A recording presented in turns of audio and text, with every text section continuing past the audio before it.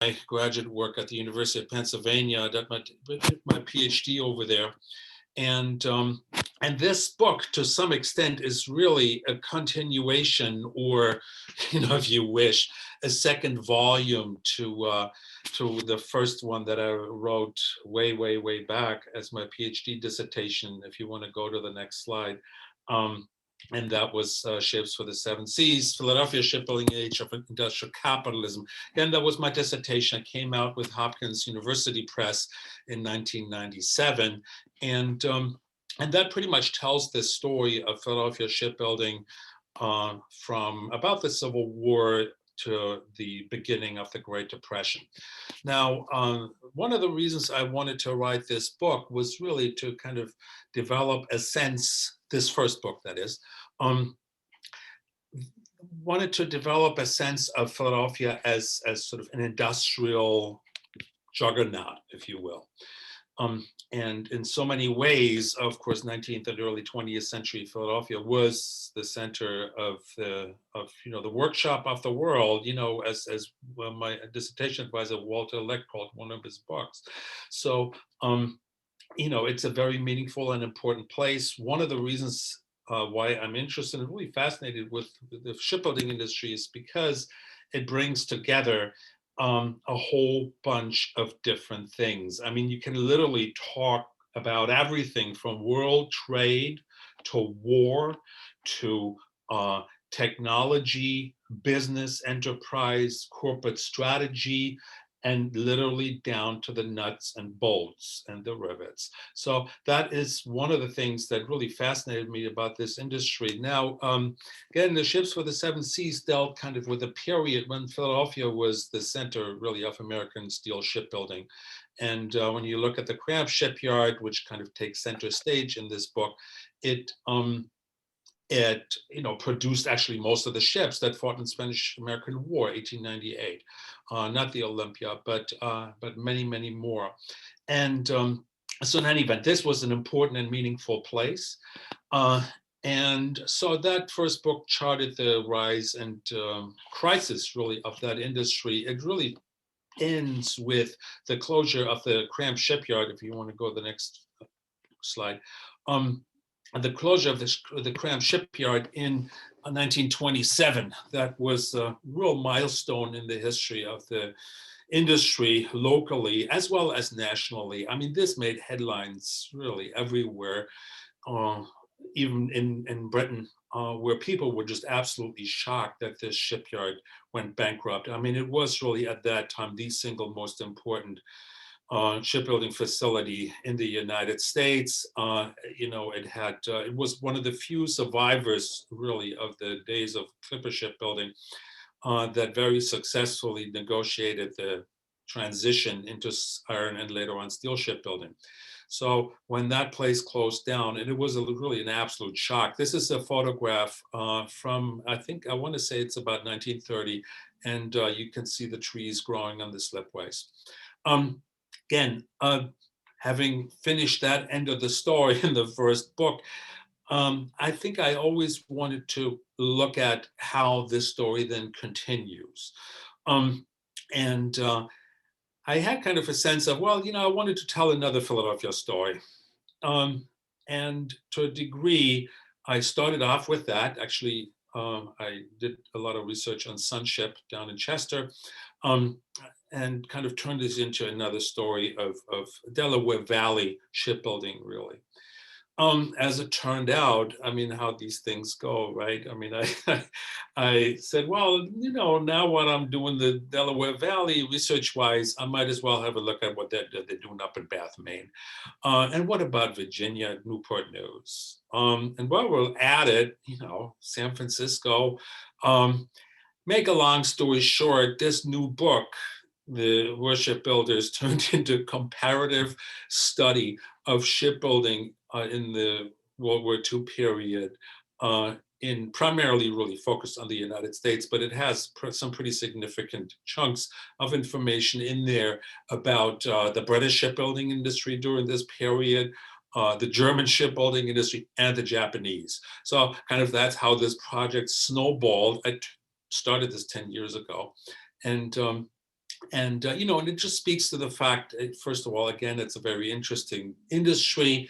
You always want to kind of know how people are doing things in other places. By the way, the shipbuilders themselves are keenly interested in that. When you read the literature, these guys, and for the most part, by the way, these were men, and that's a topic I'll talk about a little bit later. But these naval architects and marine engineers were really keenly interested and really kind of global in their interests as far as their respective professions were concerned. And many of the people that worked at Cramp, at New York Ship, and and a lot of these other places, especially here on the East Coast, actually came from Scotland originally. Many had been apprenticed in Germany to the shipbuilding trades. And so again, I mean, it is really in so many ways a global enterprise. And these guys, for the most part, are very, very interested in what's happening. Again, sort of Cramp is kind of the downfall, if you want to go to the next, downfall of Cramp in 1927, but then lo and behold, it comes back. It comes back, and here you see Cram Shipbuilding on those same slipways. In 1940, Cramp reopened. Initially, this did involve a fair amount of negotiations that the book talks about, and I looked at in some other pieces in an article. Harriman at the time owned the shipyard, and there were a lot of negotiations going on. Cramp still owed a huge amount of taxes to the city. All of that had to be squared away, and ultimately then led to the reopening of the Cram Shipyard in 1940, initially to build destroyers, to build light cruisers. And then what's kind of interesting is that the Navy started piling on additional projects without really much forethought. First, it was light cruisers.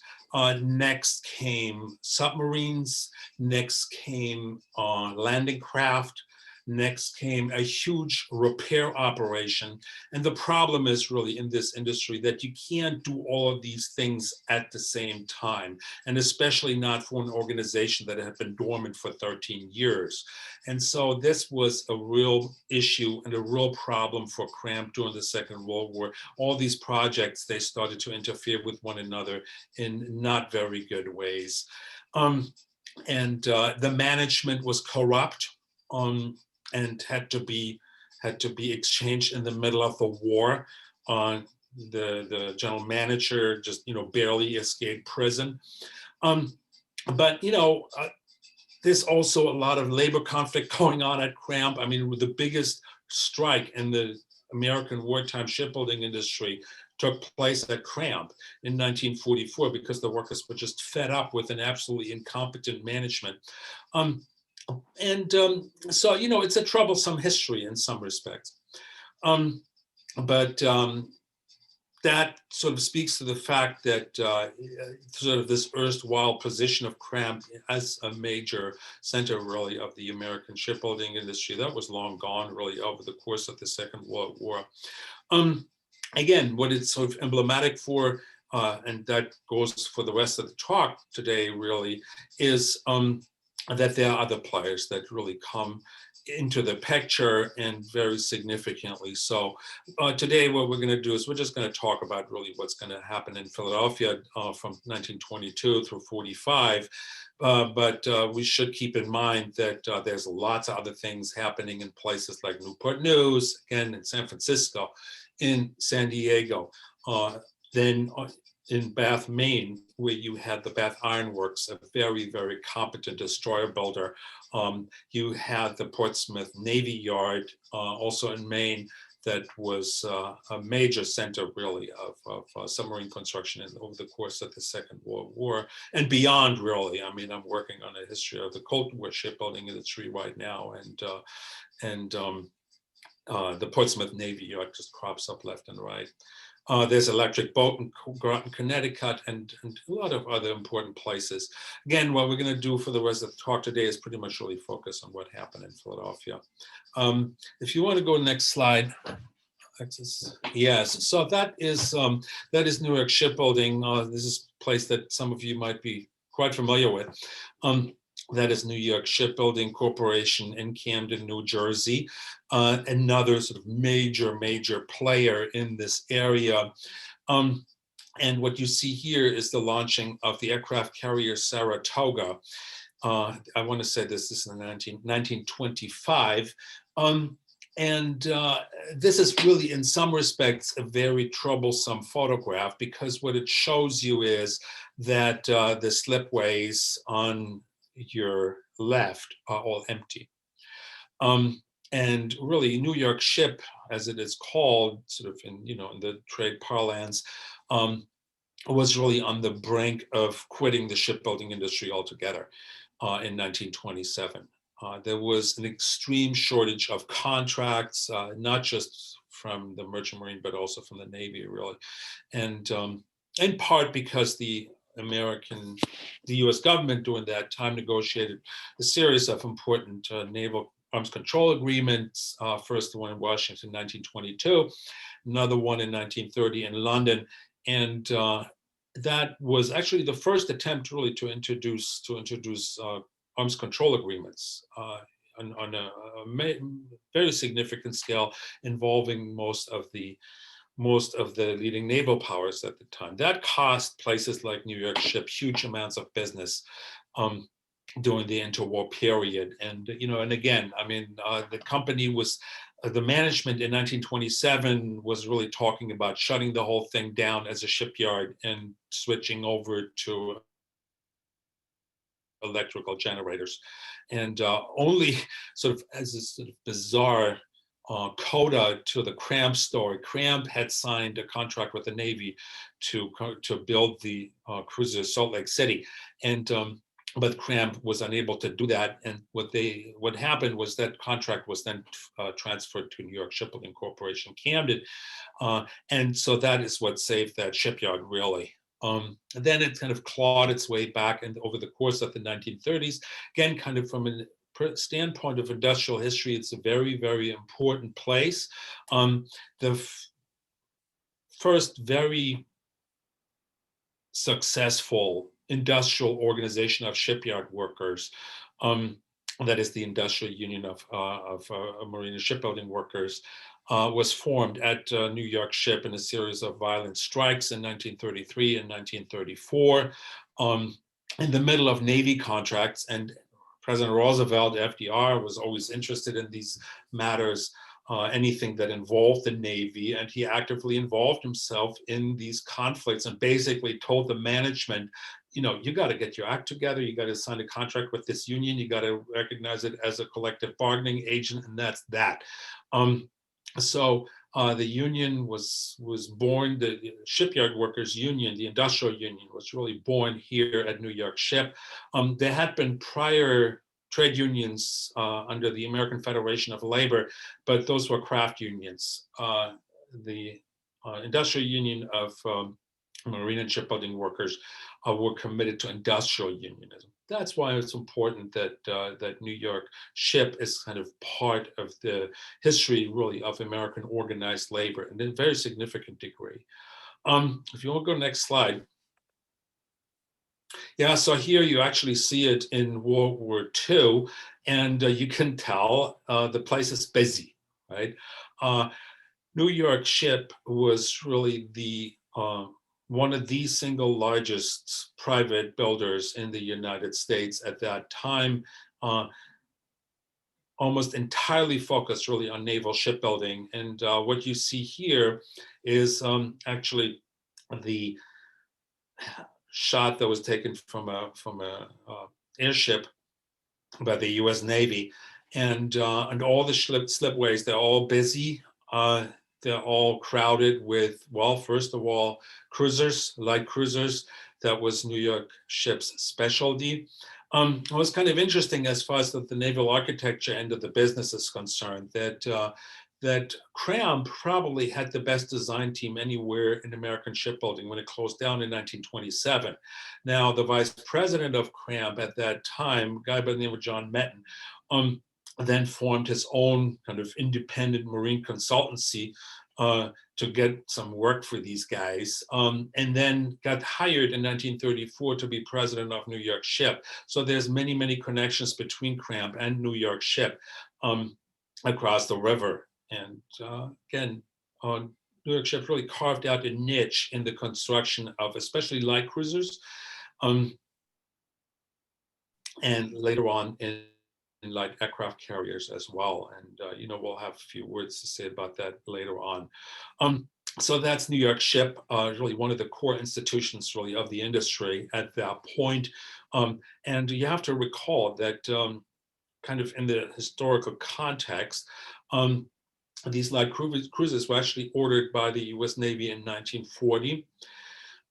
At that time, of course, the United States was not yet in the war, but I think there was a fair amount of foresight involved in the idea that you needed a strong cruiser force to basically take on Japan. That much was clear, that if the United States Navy was going to be involved in a war in some way, shape, or form, was going to go against Japan. And that's, of course, what happened. Now, these ships were actually built in a record time. And then dispatched. They ended up fighting all the way from Guadalcanal to the Philippines and beyond. Important place, again, when you think about the ways in which the US Navy really relied on this workshop, the workshop really of American sea power in shipyards, and ended up becoming, of course, during the Second World War, then the world's largest navy. Again, someone had to build these things, right? And for the most part, it was builders like New York Ship, like Newport News, like Bethlehem Steel had a huge yard up in Quincy, Massachusetts. The Fall River yard. The book talks about all of these. But in any event, let's keep it with Philadelphia. If you want to go next slide, Alexis. Yeah, so that's the Navy Yard. That is the Navy Yard. I want to say in about 1923. And what you see here is the scrapping of battleships. That was big business at the time. Again, I mentioned the Washington Naval Treaty of 1922 that significantly reduced the naval forces of all the signatory powers, including the United States. America at that time had a fairly significant fleet on the ways when it negotiated that treaty, and in the aftermath of that, it scrapped literally dozens of battleships and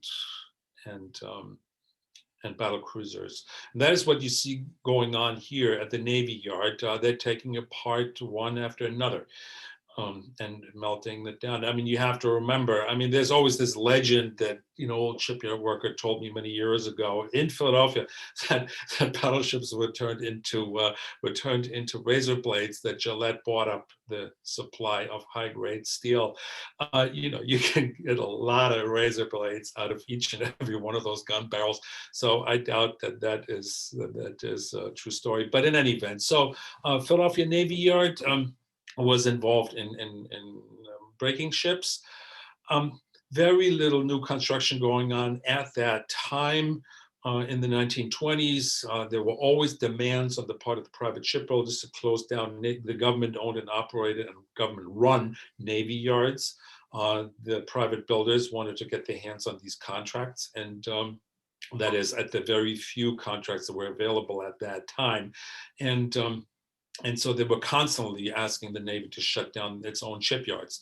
Of course, as you may know, Philadelphia, finally met its fate then in 1996 during the BRAC, the base, what did they call that? The Realignment and Closure Commission. But there were voices that called for that very same thing in the 1920s, to shut down all the Navy yards. Philadelphia escaped that. And then what happens in the 30s is kind of an upswing, very much pushed by the Roosevelt administration and by progressive policymakers in Congress. They were very keen on seeing government-owned and operated shipyards playing a significant role in American industrial mobilization. And the reason for that was very obvious, because the private shipbuilders just fleeced the U.S. Navy. They made obscene profits, really, on the few ships that became available during this period. And there was a bunch of investigations by the U.S. Senate under the Nye Committee that revealed the existence of a secret cartel that involved actually New York Ship, involved Bethlehem Quincy and Newport News. And these guys behind the scenes divvied up the Navy contracts and made sure that they made lots and lots of profits. I mean, we're talking about 20, 30% profits on the single ship. That came out during the Nye Committee hearings in 1935.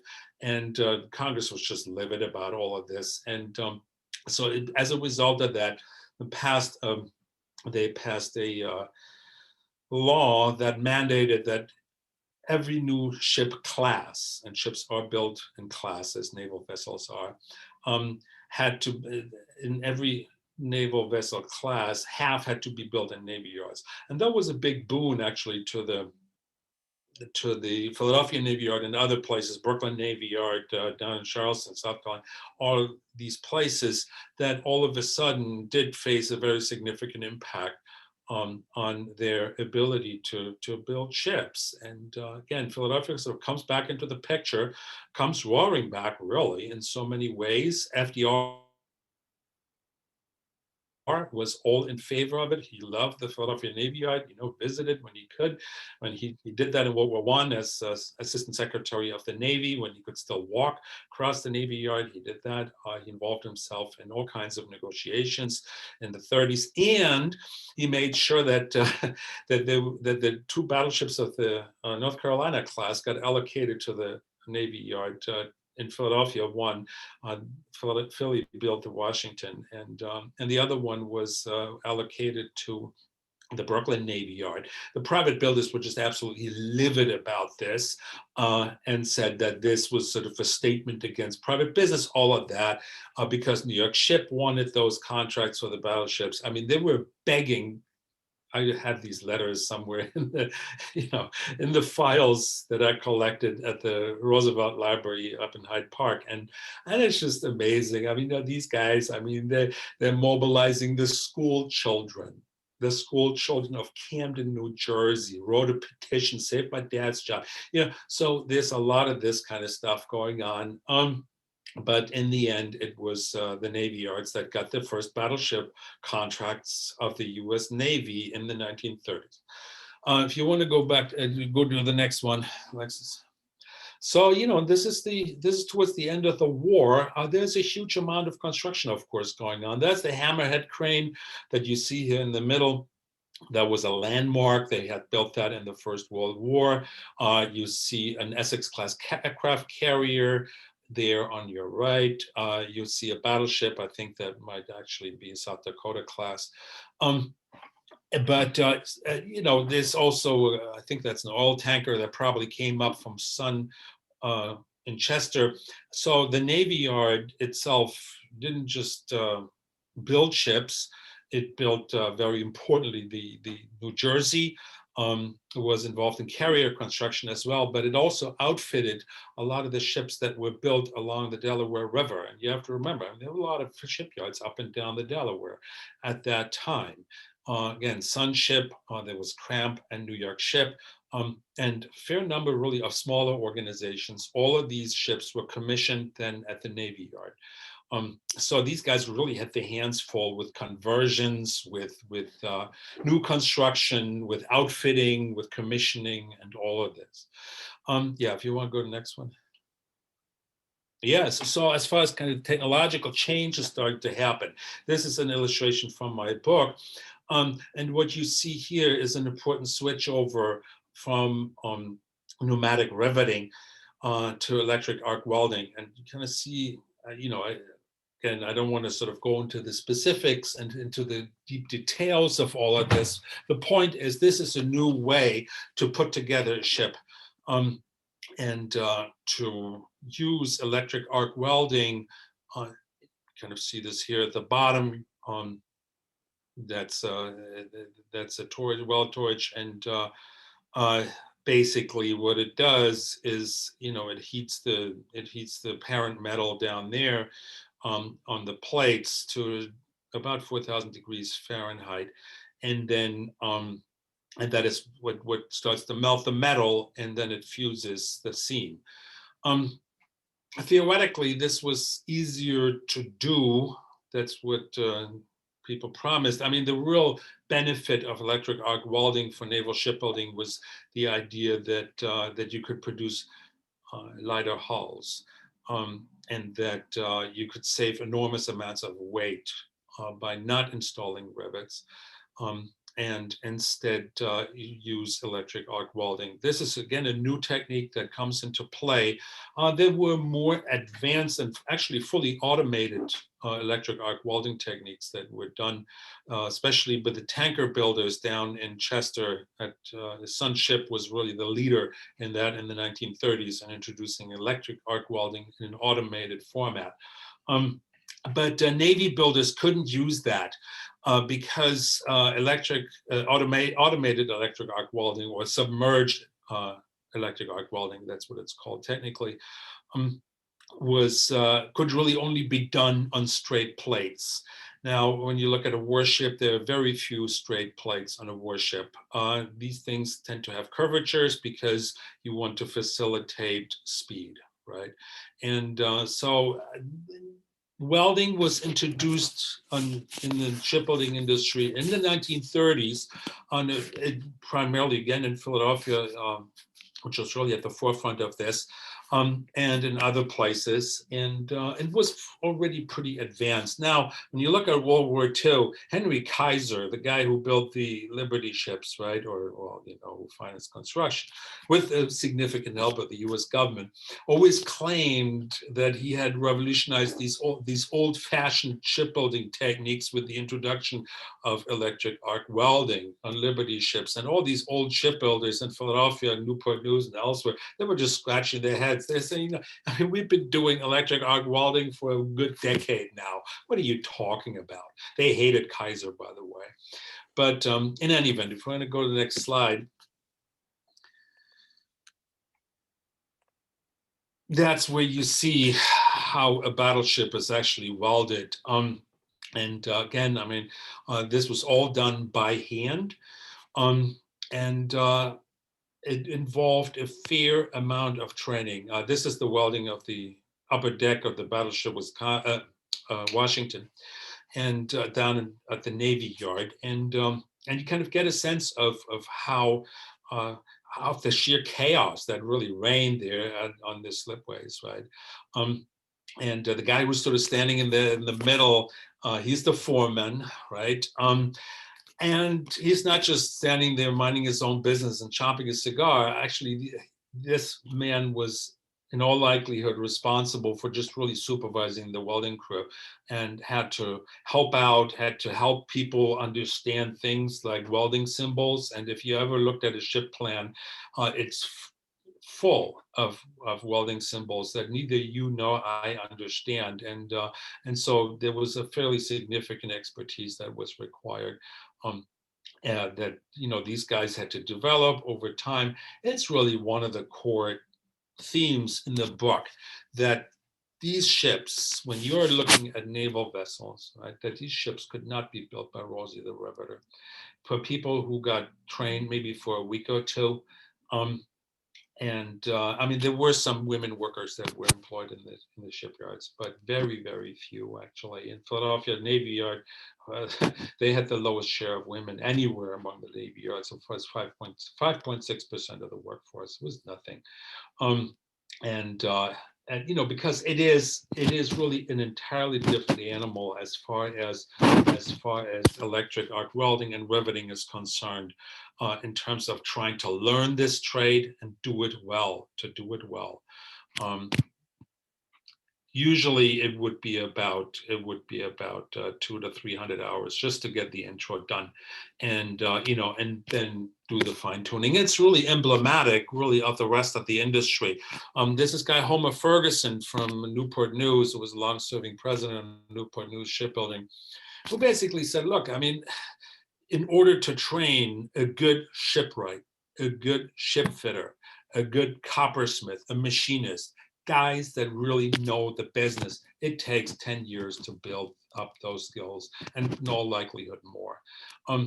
Given the misogyny at the time and the refusal, of course, of most industrial employers to employ women, this was not available. This was oftentimes not a trade that was available, and the training was not made available to women either. If you want to go to the next one.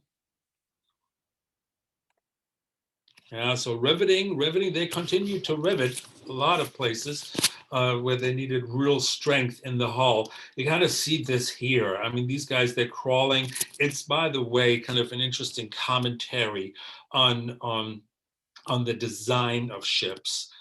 And a lot of places, and the naval architects and marine engineers talk about this constantly, the idea that the designers are creating workspaces where the welders and the riveters just find it almost impossible to squeeze in.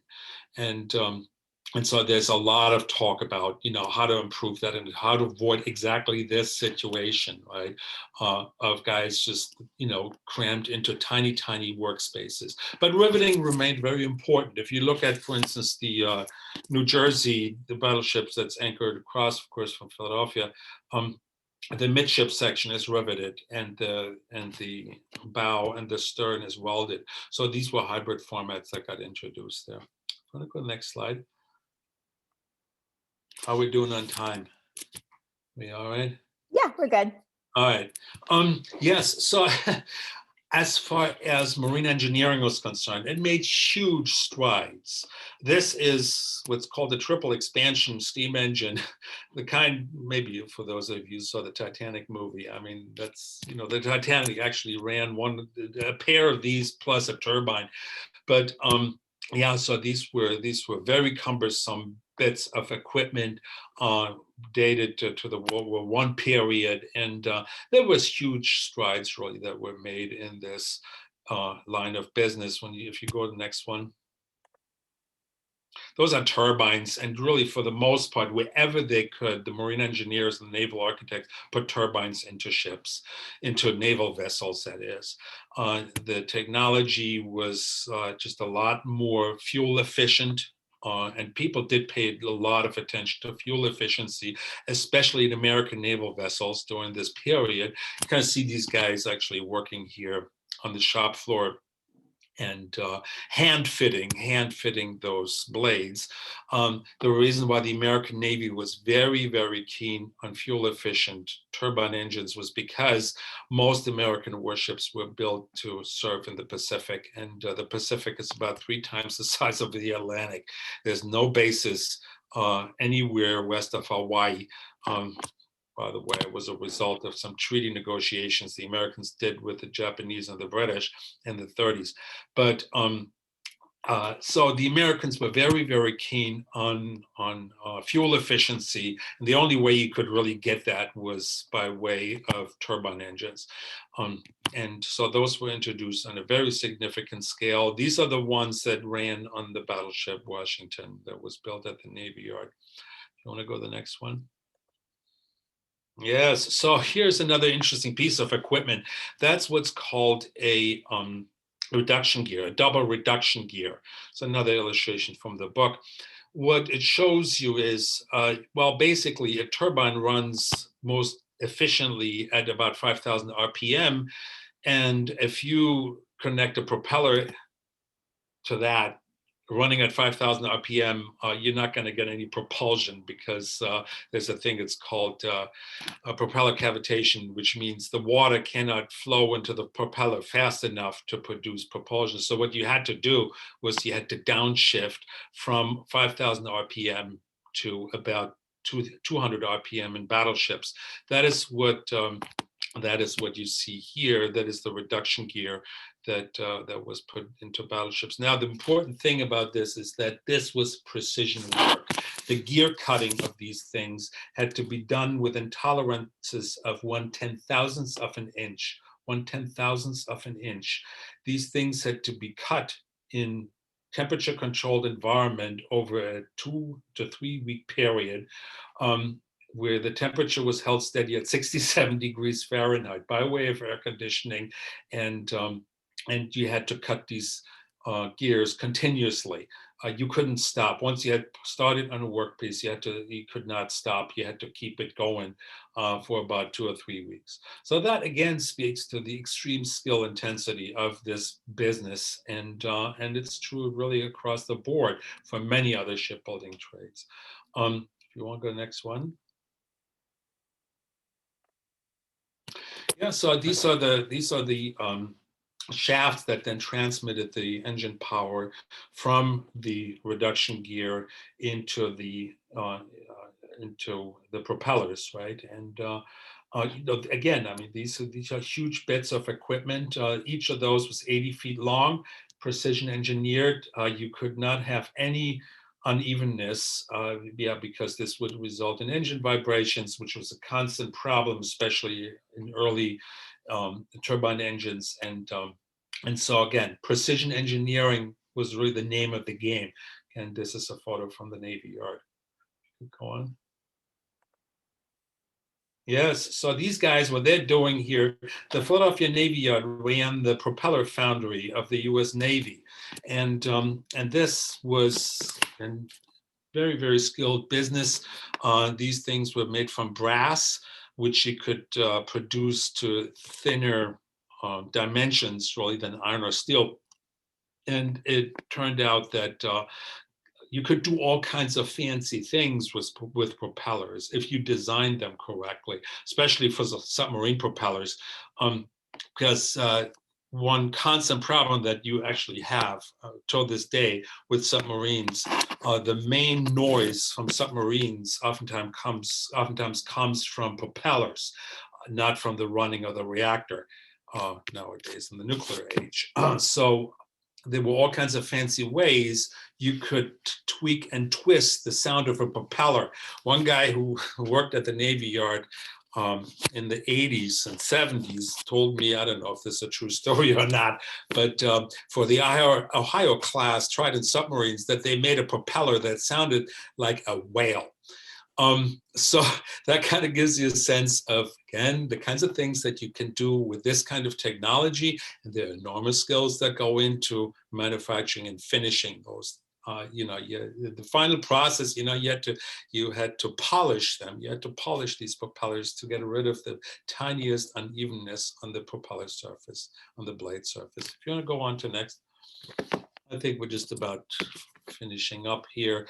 Yeah, so these are the steel plates that went into the battleship, into the Washington, and later on into the New Jersey as well.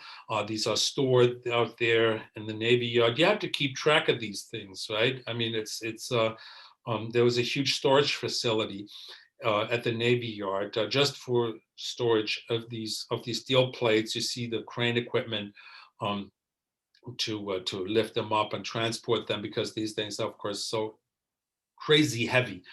You're not going to lug these around with trucks or with or a buggy. So next one.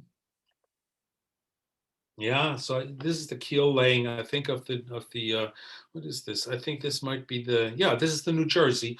And that's the official keel laying, right? And it ended up then in getting all kinds of people down from Washington, D.C., the admirals. This was a big deal for the keel laying of a big American battleship here at the Navy Yard. But in any event, I mean, of course, the guys that really did the work, you see one of them standing there waiting for these people to be done with the speeches already and, get down to business and start building this ship. Right. Next one. Yeah, and so this is kind of an illustration of what the Navy Yard was capable of, right? I mean, they started to prefabricate a fair number of components, and you kind of see this here. That's the bow section of an aircraft carrier, the Princeton, and that was actually pre-assembled inside a structural shop, lifted up, and put into place on the slipways. I mean, that was a real significant achievement, really, from the standpoint of industrial equipment and the ability to do these enormously heavy jobs. I mean, you would kind of think these pieces of equipment, these prefabricated pieces, right? I mean, they weigh several hundred tons, and you had to combine various cranes to get them to lift them into this thing fits, right?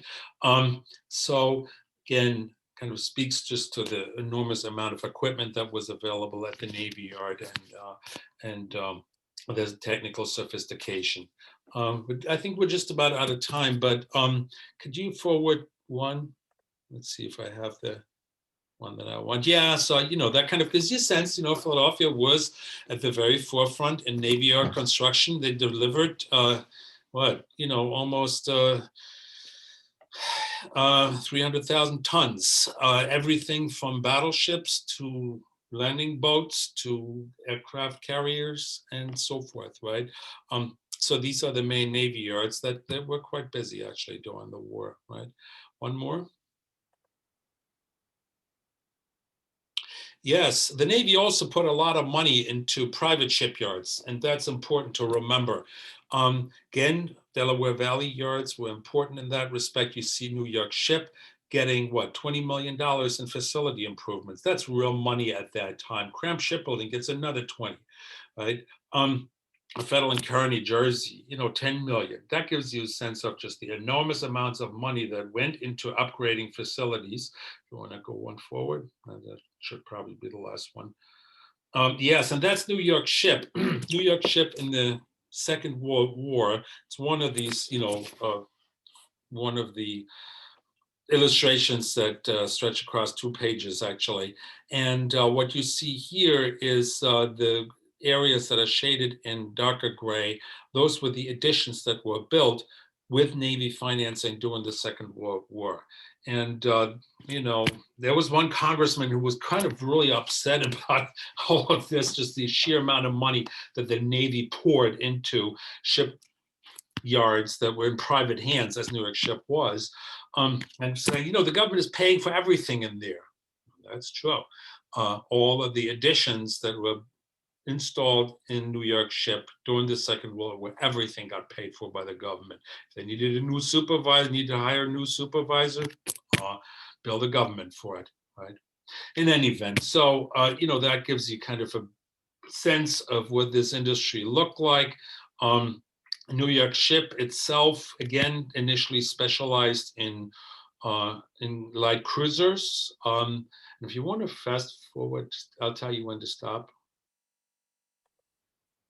Yeah, so that's the Cleveland. Keep going. Yes, stop there. So one more back. One back. If you could. Thank you.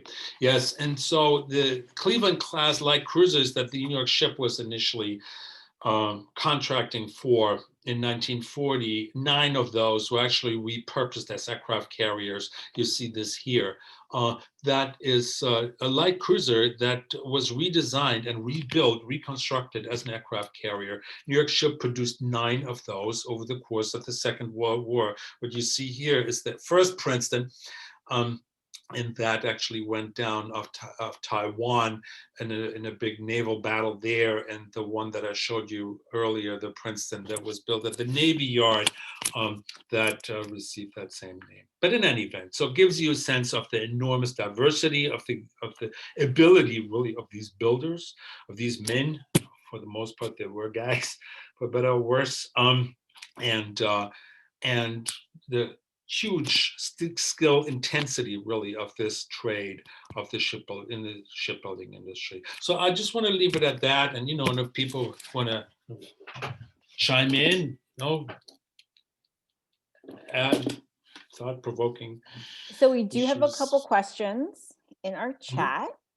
So the first one is, Professor Heinrich, I read your Ships for 7 Seas. Could you describe your memory of doing research for that book at the Seaport Museum and SHP? Yes, Was it difficult to find resources? Oh my God, yes. Yeah, I mean, I can talk about this stuff endless. Make a long story short is this, right? I mean, I went to my dissertation advisor saying I wanted to write a book on shipbuilding in Philadelphia. He told me there's no sources. You're not going to find anything.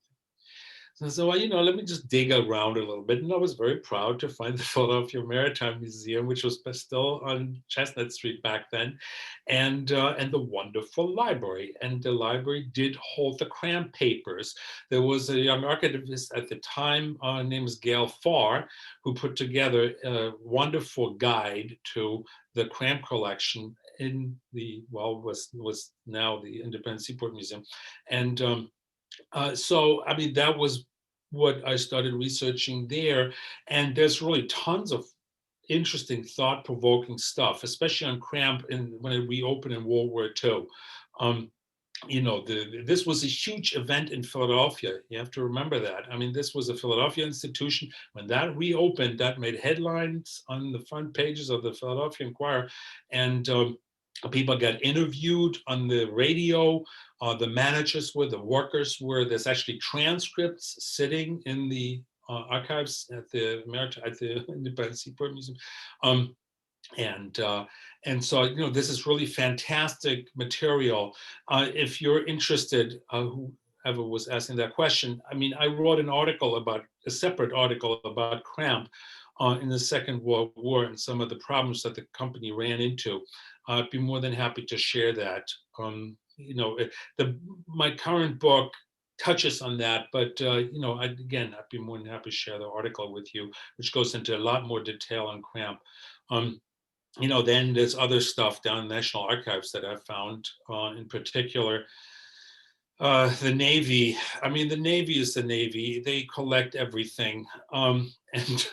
And there's just huge amounts of correspondence that you will find in places like the National Archives down in Washington, the branch in Philadelphia, where incidentally, by the way, Gail Farr, who used to be at the Maritime Museum, now she's at the Federal Archives in Philadelphia.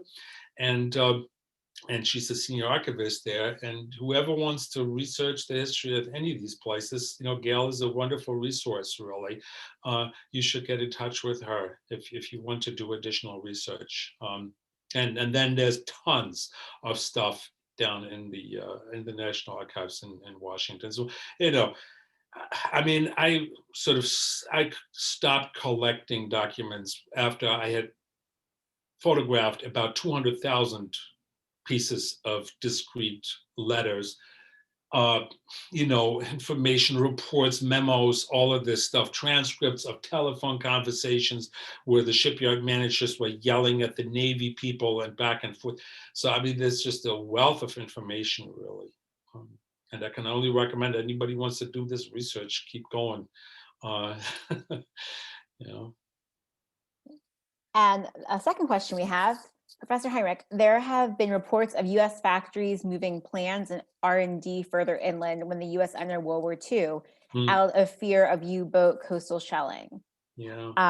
As U-boats were able to lay mines in the Delaware Bay and the Long Island Sound during World War I, the concept isn't out of the realms of possibility. Have you found that any U.S. shipbuilders took precautions against the U-boat threat?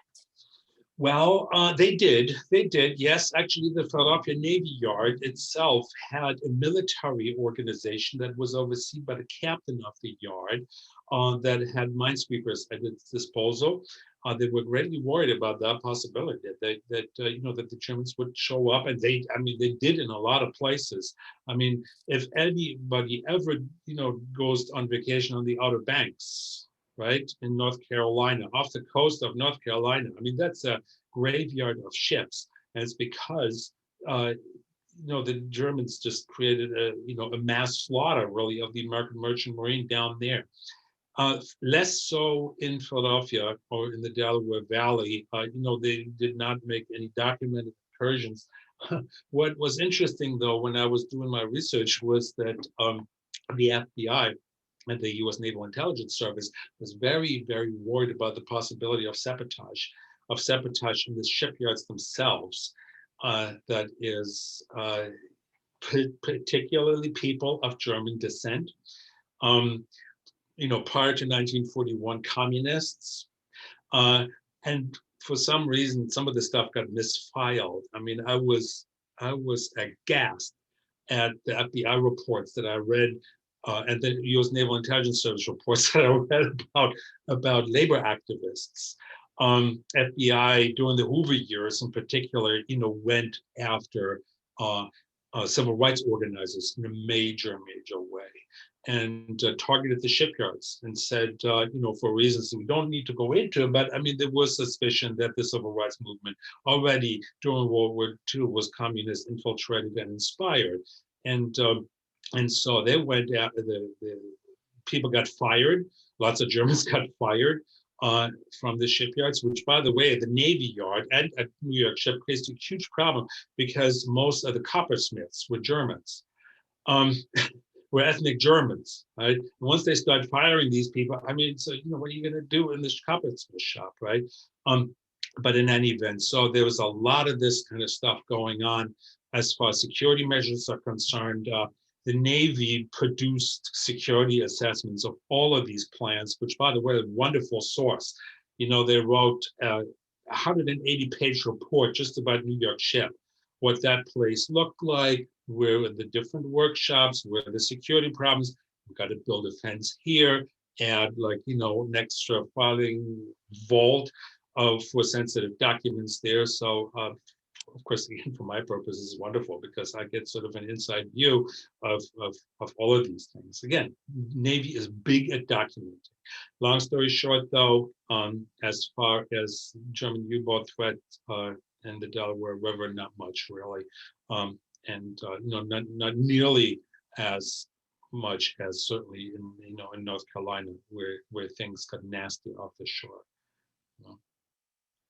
We have time for one more question. Does anybody have another question? No. All right. Well, while we're on the Germans, I might as well add that because if you look up my last name, of course, Heinrich, and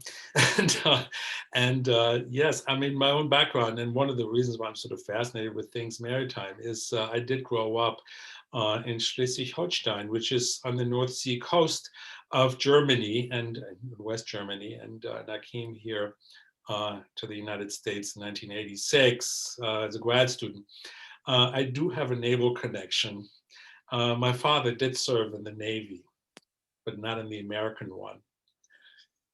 So he was deployed in Norway, actually, in the course of the Second World War, just deployed in and around the battleship Tirpitz that was deployed up there to threaten the Arctic convoys that the British and the Americans were sending over to the Soviet Union in any event. So, I do have sort of, naval connection there that usually, does not crop up. What do you know about let me just see, what is this? Okay. What do you know about Hamburg, Germany yards? Oh, yes, very interesting. Yeah, I mean, you know what? I visited Bloemenfast when the first time I visited there I was 8. That was a real sort of attraction for school children at the time. And actually, I'm dealing with them right now because they played a very significant role in West German rearmament. Yeah, I mean, I've been there. There's a good chunk actually about Bloemenfast and some of the German shipyards in the book, because here's one of the things that the Germans tried to do in the Second World War.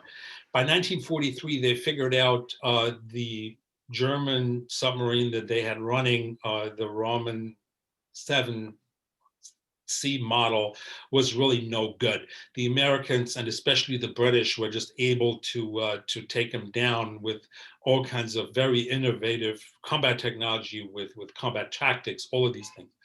And so the Germans figured they needed a new sub, and they put one together on the drawing board. It was called the Type 21, or Mark 21, which is really the grandfather of all modern submarines, everybody and their cousin copied those after the Second World War. The Soviets did, the Americans did, the British did. This was a very, very innovative, fast, deep diving submarine. Germans were trying to get this into mass production in the Second World War, and that's the story that the book tells. It was an absolute disaster from a management standpoint. The boat was good. The shipbuilders were just not able to put it together. There were parts missing everywhere. You always think the Germans are so organized, right? But it was an absolute disaster, really, at every organizational level.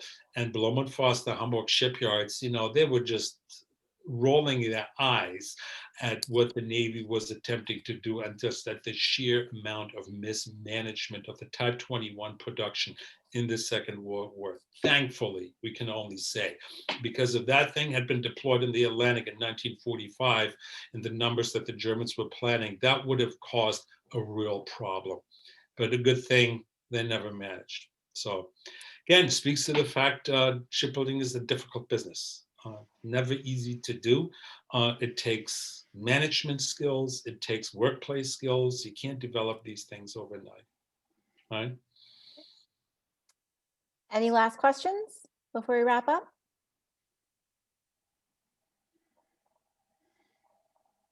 Just wanted to say I really enjoyed the book. It's very well done. Oh, thank you. Thank you. I appreciate that. Yeah, I mean, it is, it was tried to write for, I don't know, popular, just, people who are just interested in this industry, who are interested in the Second World War. There are scholarly concerns there, I mean, I'm interested in the thing that's called batch production technology, flexible specialization, all of these things. But, the idea is really for people to take this industry and kind of really have an inside look, and I hope, again, I mean, there's enough of us eggheads who read these things, but yeah, so and there are sort of some underlying themes here that I didn't talk much about today, but again, I mean, the purpose is to really kind of give you a pretty comprehensive picture, really, of what this industry really looked like. But thank you, I appreciate the comment. I'll say I am looking forward to it because it falls right up a line that I've been very interested in, and that's the logistics and the production advantages and how it was all done. Yeah. The tactics, the battles are interesting, but the background of it, of the conflict and all, and I'm hopefully going to be able to data mine it, because I'm looking for trying to pin down some of the production patterns of the larger ships, and how long it was between hulls on the building ways, and things like that. So I'm probably going to be ordering it tonight. And okay, well, I'll get the ebook version just because I can get it faster, and go from there. Thank you. I mean, and do be in touch. I mean, I'd be more than happy, if Alexis, I mean, if you want to share my email address. I'm at Baruch College in New York City, and I teach business history there. But do be in touch. I mean, be more than happy share the stuff that I collected at the archives in the public domain. I mean, you're not supposed to photograph the people's sources and share, unless they're in the public domain. And, because I did so much work in the National Archives, there's a lot of stuff that I can freely share. And I'd be more than happy to, if anybody wants to look into, like the things that Bob just raised, more than happy to share some of my material. Absolutely. Just a quick question. Yeah. There's a internet site, shipbuildinghistory.com. Yeah. Is that, I mean, I've been sort of following it from Tim Colton's previous site. In fact, at one point he wrote his sort of memoir of the coming to the U.S. and the shipbuilding industry and all. And it was an interesting read. But the data there seems pretty good. Have you found any problems with the data he has? Have you looked at it?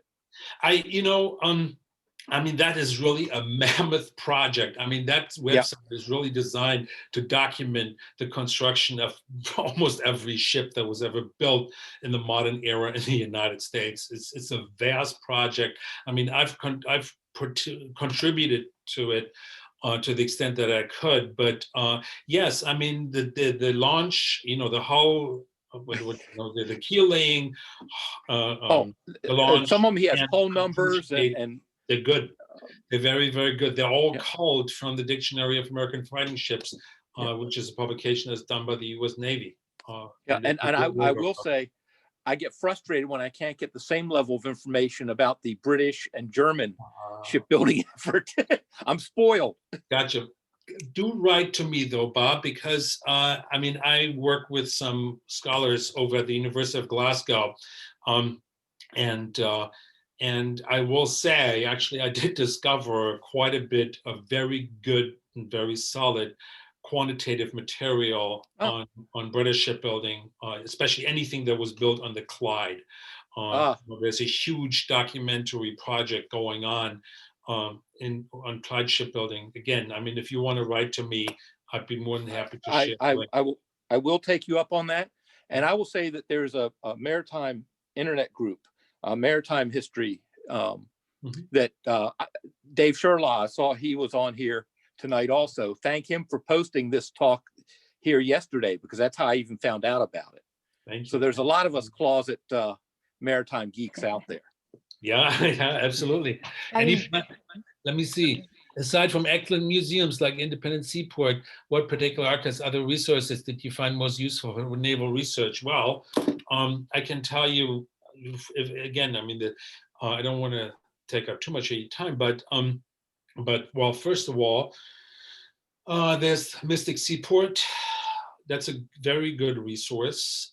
There's the Mariners Museum. Research down there is, Newport News in Virginia. Research down there is hard because, they keep rebuilding their archives so, I will also say, I mean, there's unexpected places like the bankruptcy court actually in Philadelphia. A friend of mine brought that to my attention, and I found some wonderful bankruptcy records of Nefi and Levy and other companies that went belly up. So there are those. Then in Britain, I will say anybody who wants to do something on British shipbuilding, you have to get over to Glasgow. And there's the Scottish Business Archives at the University of Glasgow. They are fantastic. They're extremely well managed. And it's a wealth of information. Most of the Scottish shipyards went belly up in the 60s and 70s. And like in a lot of places, people were talking about trashing this stuff and just throwing it out. And then, to their credit, the University of Glasgow then ended up providing a space and doing a meticulous job, really cataloging stuff. That's a wonderful resource. You can go in Germany, Krupp Archives down in Essen, Hamburg State Archives. Yeah, I mean, if you ever want to go over there, the people are extremely unfriendly. But Bremen State Archives, they have of three major German shipbuilders have wonderful and very, very solid archival material. So I can only recommend that. And the last question: any plans to write a book about the period from 1890 to 1920?